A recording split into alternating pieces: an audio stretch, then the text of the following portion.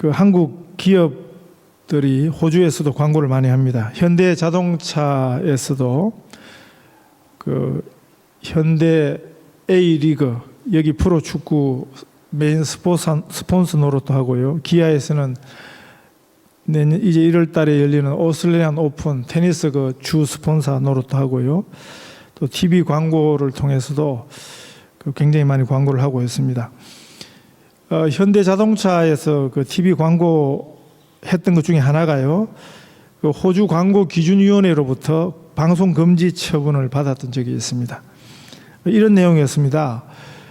귀재기 찬 남자아이가 자동차 키를 부모 몰래 가지고 가서 차를 신나게 몰고 나가는 내용이었는데 그 장면을 보고 부모들이 많이 항의를 했습니다.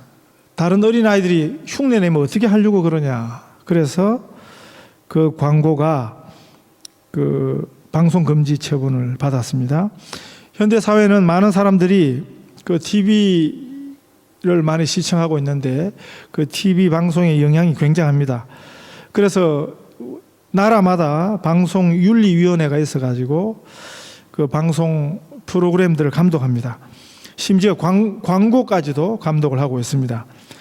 특별히 이제 TV에 등장하는 유명인들, 연예인들의 그 행색도 그래서 참 중요한 것이거든요. 한동안 그 한국서 젊은 연예인들이 줄을 이어 자살하는 소식이 들려왔는데 이 연예인들이 여러 사람들이 주목을 받는 사람들이 자살을 연이어 해대니까 그걸 쳐다보는 사람들이 자기도 자살 충동을 느낀다. 그런 사람들이 많았습니다. 이런 것이 이제 TV 매체의 영향이죠. 한 7, 8년 된 것 같습니다. 한국에서 한 여자 가수가 결혼한다고 소식을 발표했는데 문제는 그 여가수가 원래는 남자였습니다. 남자였는데 성전환 수술을 해서 여자가 된 것입니다. 트랜스젠더라 그러죠. 그래서 이제 TV 프로그램에 여자로 나오지만 그 잘 보고 있으면 왠지 그 풍기는 모습이 길다란 머리에 큰 눈에 화장을 아주 짙게 해서 어떻게 보면 좀 예쁜 여자로 나오지만 그가 원래 남자였다는 것은 숨길 수 없습니다. 저는 볼 때 좀 죄송하지만 그분 나오면 딴 데 틀었어요. 별로 네. 그런데 결혼한다고 공개 발표를 하고 연하 남자와 결혼을 했습니다. 지금까지 살고 있는데요. 성전환 수술을 하고 또 그리고 결혼도 할 수 있다고 생각합니다. 이런 것이 요즘 세태거든요. 요즘 세태의 특징은 뭡니까? 우리가 흔히 포스트 모더니즘 그러는데 포스트 모던의 시대 정신이 뭐냐면 자기 좋은 대로 뭐든지 하는 겁니다. 자기 좋은 대로 어떤 일도 어떤 행동도 하는 것이 지금 시대의 정신입니다. 이런 인생을 사는 분들이 물론 남모를 고통도 얼마나 컸겠습니까? 그 나름대로 깊은 아픔도 있었을 것입니다. 오죽하면 남자로 태어나서 여자로 수술까지 하고 그렇게 여자로 살게 되었을 것입니까? 그러나 문제는 이런 일이 TV 매체를 통해서 자랑스럽게 공개가 된다는 데 있습니다. TV 영향으로 이건 정상적이지 않은 거거든요. 정상적이지 않은 일들이 정상으로 보여지고 가르쳐진다는데 그것이 문제인 것입니다. 옳지 않은 일이, 부끄러운 일이, 그런 일들은 조용히 해야 되는 일이지 대놓고 공개적으로 한다는 것, 그게 문제라고 생각합니다. 오늘 본문이 동성애 문제를 다루고 있습니다.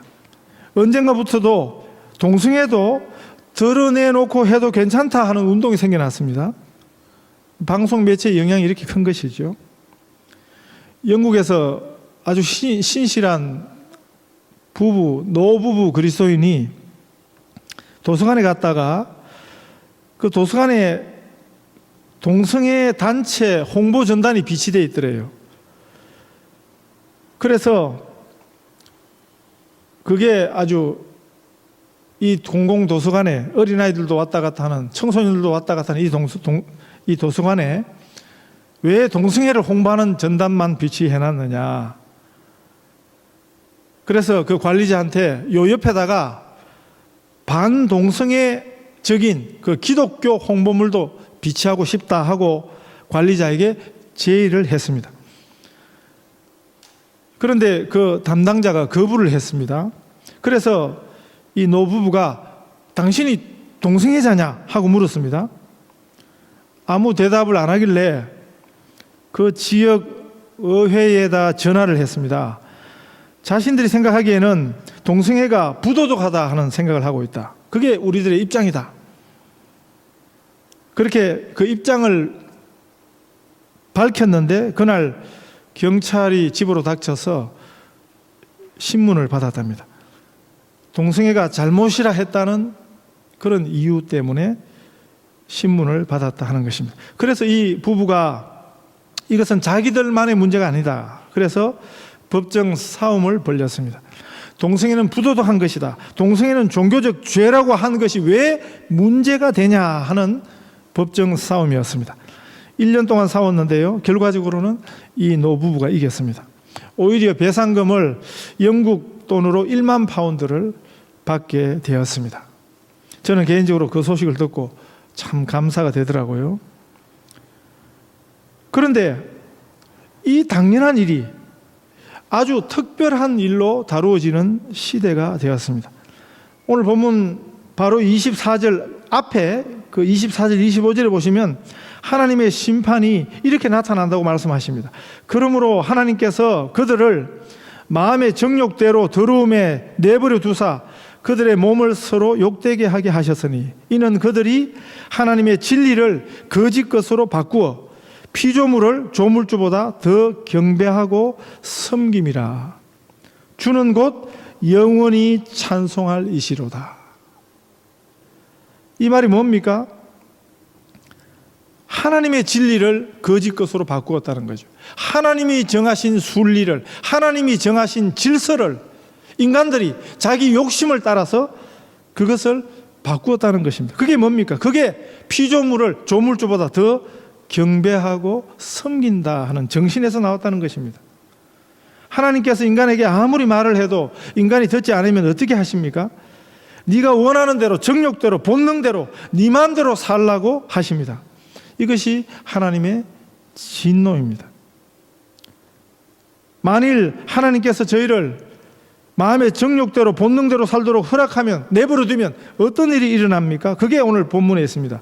24절에 보면 저희 몸을 서로 욕되게 한다. 이 본능대로 산다는 뜻입니다. 느끼는 대로 살고 본능대로 살고, 그 말은 다른 말로 하면 동물처럼 산다는 것입니다. 자신의 몸을 마음대로 욕되게 하고 거짓이 판치고 물질과 인간이 우상이 되는 사회가 오는 것입니다. 그건 저주받은 사회입니다. 이미 심판받은 사회입니다. 우리가 살고 있는 세상이 이런 세상은 아닙니까? 26절, 27절을 보십시오. 이 때문에 하나님께서 그들을 부끄러운 욕심에 내버려 두셨으니 곧 그들의 여자들도 순리대로 설 것을 받고 영리로 서며 그와 같이 남자들도 순리대로 여자 서기를 버리고 서로 향하여 음욕이 부릴 듯하며 남자가 남자와 더불어 부끄러운 일을 행하여 그들의 그릇 때문에 상당한 보응을 그들 자신이 받았느니라. 인간이 정욕대로 살게 되면 자기 몸을 더럽히는 본능과 쾌락 중심의 사회가 되고 거짓이 판치는 사회가 되는 것입니다. 물질 중심의 사회가 되는 것입니다. 다른 말로 표현하면 성적으로 타락한 사회가 되는 것입니다. 요즘 모든 광고가 물건이 성에 초점을 맞춥니다. 성이 상품화가 된 사회입니다. 이때 어떤 일이 생깁니까? 성경대로 여인들이 순리대로 설 것을 바꾸어 영리로 서는 것입니다. 여성과 남성이 결혼해서 함께 사는 것이 하나님의 법도인데 그게 하나님의 질서거든요. 그렇게 할 때 인간이 행복하게 되어 있습니다. 그렇게 할 때 인간이 건강하게 되어 있습니다. 하나님이 남자와 여자로 사람을 만드셨습니다. 그것은 뭡니까? 남자는 남자답게, 여자는 여자답게 살라고 하나님께서 남자와 여자를 구분하여 만드셨습니다. 그러나 인간은 하나님의 뜻에 반역해서 남자와 여자의 평등이라는 이름으로 남자와 여자의 역할을 똑같이 만들어버렸습니다. 그것이 성적 역할에도 그렇게 나타나는 것입니다. 속으면 안 되는 것입니다, 여러분. 이게 세상이 가르쳐요. 이건 평등이 아니에요. 남자는 남자답게 사는 것이 하나님의 평등입니다. 여자는 여자답게 사는 것이 하나님의 평등입니다. 그러나 사람들은 이 역할을 섞어버렸습니다. 인간은 마음대로 자신의 권리를 주장합니다. 하나님의 법을 무시하고 깨뜨렸습니다. 하나님의 질서를 도전하는 것입니다. 이런 사회, 이런 세상이 이미 하나님 앞에 저주받은 세상인 것입니다. 여자와 여자가 살고 남자와 남자가 결혼해서 살면 무슨 일이 일어나는 것입니까? 하나님께서 만들어주신 가정이 없어지는 것입니다. 이것이 보통 일이 아닌 것입니다. 이 마귀의 방법인 것입니다. 이건 악행인 것입니다. 요즘 이런 악행을 당당히 드러내놓고 하는 시대가 되었습니다. 심지어는 여자와 여자가 살아서는, 남자와 남자와 살아서는 아이는 못 낳거든요. 그러니까 남의 아이를 입양해서 정상적인 가정 흉내를 다 내는 것입니다. 정상적인 부부 흉내를 다 내는 것입니다. 그런데 이런 발상이 얼마나 이기적인 것입니까? 자기들 마음에 좋도록 하자고 한 아이의 인생을 그르치는 것입니다. 그 아이가 자라면서 무슨 충격을 받겠습니까? 자기 부모가 자기를 낳은 친부모가 아니라 하는 사실을 아이가 나중에 알아도 그렇게 그게 충격을 받거든요. 그런데 다른 아이들은 엄마 아빠가 있는데 이것들은 뭐야? 그 아이의 정신에, 정서에 얼마나 큰 혼란을 주겠습니까? 그런데 그런 거는 아랑곳하지 않고 자신들도 정상적인 부부 흉내를 한답시고 아이 직접 낳지는 못하니까 남의 아이를 입양까지 해서 그렇게 정상적인 부부인 듯 신용을 하는 것입니다. 동성애는 절대로 정상이 아니에요. 상식이 아니에요. 그럴 수밖에 없는 사람들 그 아픔과 형편을 우리가 헤아려야 합니다만은 그렇다고 그게 정상이 아닌 것입니다. 그런데 그런 부모 밑에서 자기 뜻도 아니에요. 어릴 적에 그냥 입양을 당했습니다. 아이가 자기가 선택한 것도 아니에요. 그런데 거기서 자라면 그 어린아이들이 어떻게 되겠습니까? 그게 정상인 걸로, 그게 상식인 걸로 잘못 강제로 배우게 되는 것입니다. 그 아이는 자신이 택하지도 않았는데 비정상적인 어른의 행복을 위해서 그 인생이 처음부터 불행 속에서 비정상 속에서 자라게 되는 것입니다. 얼마나 끔찍한 일입니까? 자신들이 좋으면 뭐 어린아이 하나 생애는 뭐 어떻게 해도 된다는 것입니까? 이미 세상은 동성연애와 동성결혼을 합법화하기 시작했습니다. 그들이 정치적인 세력을 갖게 되었습니다. 호주가 동성결혼을 합법화하지 않은 아직 몇 안 되는 그런 남은 국가인데 그러나 시간이 많지 않습니다. 호주도 금방 무너질 것입니다. 사실 별로 의미가 없어요. 동성결혼을 합법화하지 않은 것이 그게 지금 호주의 현주소지. 실제로 동성결혼해도 그걸 법적으로 인정을 이미 해주고 있습니다. 하나님의 법을 인간의 숫자의 힘으로, 정치의 힘으로 바꾸어 버리기 시작했습니다. 이건 저주받은 사회인 것입니다. 동성애는 하나님의 저주입니다. 성경을 보십시오. 오늘 본문에도 구약에도 심지어는 동성애자들이 교회도 나옵니다. 물론 동성애자들도 하나님의 구원이 필요해요. 저들도 예수님 만나야 돼요. 하나님의 구원의 복음이 저들에게도 필요합니다. 그렇다고 뭐 동성애자만 죄냐? 아니에요. 이성애자는 괜찮냐? 우리도 성적 죄가 있습니다. 우리도 하나님의 용서가 필요한 것처럼 동성애자들도 하나님의 용서가 필요합니다. 그런데 문제는 동성애가 괜찮다고 생각하고 동성애는 죄가 아니라고 생각하고 자기들끼리 교회를 만듭니다. 그래서 성직자도 목사도 아예 동성애자들을 세웁니다. 이건 다른 이야기입니다. 동성애자들이 일반 교회에 와서 신앙생활을 하기 어려우니까 동성애자들을 위한 교회를 세워서 정상적인 목사가 가서 동성애는 잘못된 것이야. 그건 하나님의 뜻이 아니야. 그걸 죄 아닌 것을 죄라고, 죄인 것을 죄 아닌 것으로 그렇게 여겨서는 안 돼라고 정상적으로 성경을 가르쳐야 되는데, 지금은 그게 아니고 아예 동성애자 목사를 데려가서 동성애자 목사가 동성애자들을 데리고 목회하는 것입니다. 그러면서 뭘 성경을 가르치고 성경이 가르치는 하나님을 믿는다고 하는지, 여러분, 그런 혼란, 종교적 혼란까지도 온 것입니다. 세상에서는 그럴 수 있어요. 세상은 원래 하나님과 반대하는 쪽이니까. 그런데 교회에서도 설마 그 정도까지 가겠는가 했는데 이미 교회들이 다 무너졌습니다. 곳곳에 현실이 되고 있습니다. 호주 기독교를 대표한다는 한 교단에서도 목사가, 교단의 고위 직분자가 자기는 벌써 동성애자였다 하고 대놓고 공개를 이미 했습니다. 이미 그 교단에서는 목사 후보생들을 인터뷰할 때 그 사람의 성적 취향을 물어보지 못하도록 법으로 고쳤습니다. 그 말은 뭡니까? 왜 그런 법을 했겠습니까? 동성애자도 얼마든지 그 교단에서 목사가 될 수 있도록 이미 법을 만들어 놓은 것입니다. 어떤 교회는 성가대가 죄다 다 동성애자들로 된 교회도 있답니다. 호주에요. 1년에 한 차례씩 시드니에서 열리는 동성애자들의 축제는 온 세상의 관심거리가 되고요. 호주 정부가 이 일에 돈을 지원하고 있습니다. 이제 대놓고 동성애는 죄다라고 말할 수 없는 세상이 되고 말았습니다. 그러나 이것을 하나님은 인정하지 않습니다. 기뻐하시지 않습니다. 이것은 하나님이 세우신 정상적인 가정의 기본 가치를 파괴하는 것입니다. 여자와 남자의 역할이 다릅니다. 그러나 인간들은 여자와 남자의 역할을 다 바꾸고 이걸 평등이라고 말합니다. 그 결과는 무엇입니까? 오늘 본문이 가르쳐 주는 것은 저희의 그릇 때문에 상당한 보응을 받는 것입니다.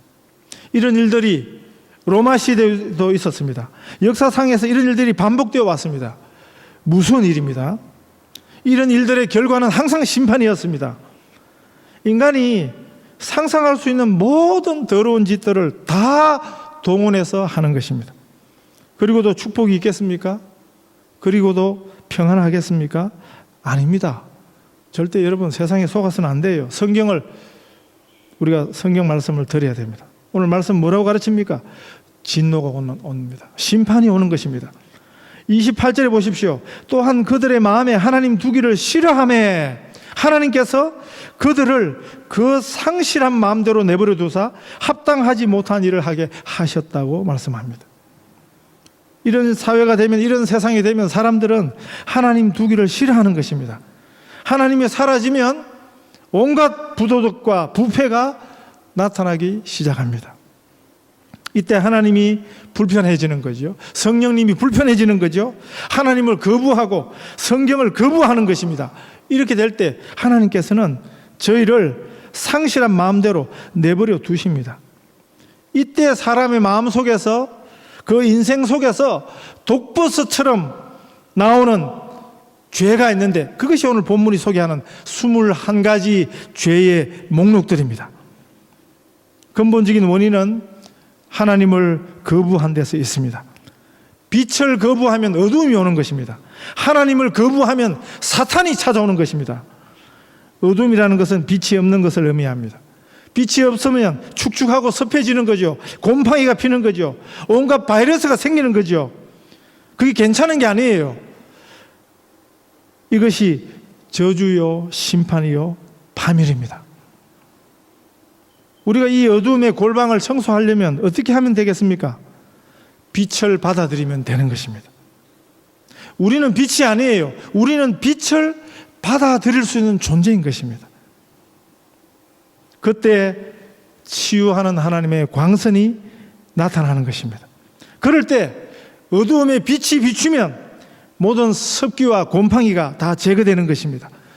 더러운 것이 드러나는 것입니다. 깨끗해지기 시작하는 것입니다. 계속 빛을 쪼이면 완전하게 치유되고 새 생명이 나타나기 시작하는 것입니다. 하나님의 말씀은 빛입니다. 우리 안에 있는 어두움과 죽음의 세력들을 다 몰아내면 얼마나 좋겠습니까? 우리가 한 가지 꼭 기억할 것이 있는데 우리 스스로는 절대로 이것을 청소할 수 없다는 것입니다. 우리 자신으로는 이 어두움을 몰아낼 수 없는 것입니다. 이미 우리가 경험해 왔습니다. 생각해 보십시오. 참으려면 화가 더 나지 않습니까? 죄를 안 지으려고 할수록 더 죄를 짓게 되지 않습니까? 죄를 안 짓는 방법은 한 가지밖에 없습니다. 그것은 우리 자신이 죄를 안 지으려고 하는 것이 아니고 우리 마음속에 빛 대신 예수님을 모시는 것입니다. 예수님은 빛으로 이 세상에 오셨습니다. 우리 스스로 청소하려고 하지 말고 빛 대신 하나님을 내 안에 계시게 하면 되는 것입니다. 예수님을 우리 마음에 모시면 되는 것입니다. 그럴 때 하나님의 빛이 우리 마음을 비추기 시작하는 것입니다. 모든 쓰레기와 죄악들을 예수 그리스도의 보혈로 깨끗이 씻어 주십니다. 그럴 때 예수님의 빛이 비치면, 하나님의 빛이 내 마음속에, 내 인생에 비치면 우리의 영혼이 빛나게 되는 것입니다. 우리의 영혼이 밝아지게 되는 것입니다. 건강해지게 되는 것입니다. 오늘 현대 무슨 질병 중에 하나가 정신병 중에 우울증입니다, 여러분. 우울할 때 찬송하세요. 우울할 때 성경을 읽으십시오. 우울할 때 예수님이 내 속에 계신 것을 확인하십시오. 빛을 비추십시오. 하나님의 빛을 내 속에 받아들이십시오. 그럴 때 우리가 밝아집니다. 즐거워집니다. 찬송하게 됩니다. 감사하게 됩니다. 어둠의 세력들이 빛 앞에는 있을 수조차 없습니다. 이러한 치유와 축복이 있게 되기를 축원합니다. 제가 대구에서 만났던 청년 하나가요, 정신에 문제가 생겼어요. 아주 똑똑한 청년인데, 전교 1등 하던 아이인데 갑자기 애가 돌았습니다. 그런데 그 집에 가니까 걔 방에요 빛이 하나도 없습니다. 대낮인데도요 캄캄하게 해놓고 있습니다. 제가 그 부모에게, 그 어머니에게 얘를 이 방에서 나오게 하십시오. 절대로 이 아이를 저기다 두면 안 됩니다. 지금 세상은 저렇게 밝은데 24시간을 캄캄한 데 있어 보십시오. 정상인도 그런 데 있으면요 우울해지고 답답해지고 미치는데, 이 정신적으로 아픈 사람을 거기다가 그냥 계속 내버려 두니까 그건 아닌 것입니다. 여러분, 이런 물질적인 빛보다 더 중요한 것은 빛의 근원이신 하나님이십니다. 빛이 있으라 하고 말씀하신 그 하나님, 우리 가장 가까이에 있는 하나님의 빛은 하나님의 말씀입니다. 하나님께서 우리 인생에 간섭하시는 것을 감사하십시다. 하나님이 그냥 내버려 두는 인생이 바로 저주받은 인생입니다. 하나님은 반드시 그 자녀의 삶에 간섭하십니다. 죄의 자리에 그냥 두지 아니하십니다. 말씀하십니다. 찾아오십니다. 어떤 성도는 이런 고백을 했어요. 하나님께서 한순간도 자신을 그냥 내버려 두시지 않는다고. 욥이 말했던 고백을 빌려가지고 욥기서 7장 19절에 보면 욥이 이런 고백을 했거든요. 주께서 내게서 눈을 돌이키지 아니하시며 내가 침을 삼킬 동안도 나를 놓지 아니하기를 어느 때까지 하시리까. 참, 이 말씀을 생각해 보면 하나님께서 우리를 그냥 내버려 두시지 않는다는 거죠. 침 삼킬 순간도 하나님께서 내버려 두시지 않는다, 이렇게 표현했습니다. 그때는 이분이 너무 힘들어가지고 주님 제발 날 좀 그냥 내버려 두세요, 이런 의미로 그걸 싫어했는데, 나중에 돌아보니까 그 하나님의 간섭이 자신을 살리시는 간섭이었다 하는 것을 깨닫게 되었다고 그렇게 고백했습니다. 그렇습니다. 하나님께서 우리 인생에, 우리 삶에 간섭하시는 것은 은혜입니다. 우리를 귀찮게 하시려는 것이 아니라 우리를 살리시는 하나님의 간섭이심을 믿으시기 바랍니다. 성경은, 하나님의 말씀은 죄를 죄라고 말씀하세요. 저주를 저주라고 말씀하세요. 성경을 들어야 하는 것입니다. 이것이 우리를 살리는 복음입니다. 우리의 삶의 빛 되시는 말씀입니다. 우리를 살리십니다. 우리에게 생명을 주십니다. 우리를 새롭게 하십니다. 우리를 그냥 내버려 두지 아니하심을 감사하십시다. 날마다 순간마다 우리 하나님 아버지의 간섭하심의 은혜가 우리 성도들에게 있으시기를 축복합니다.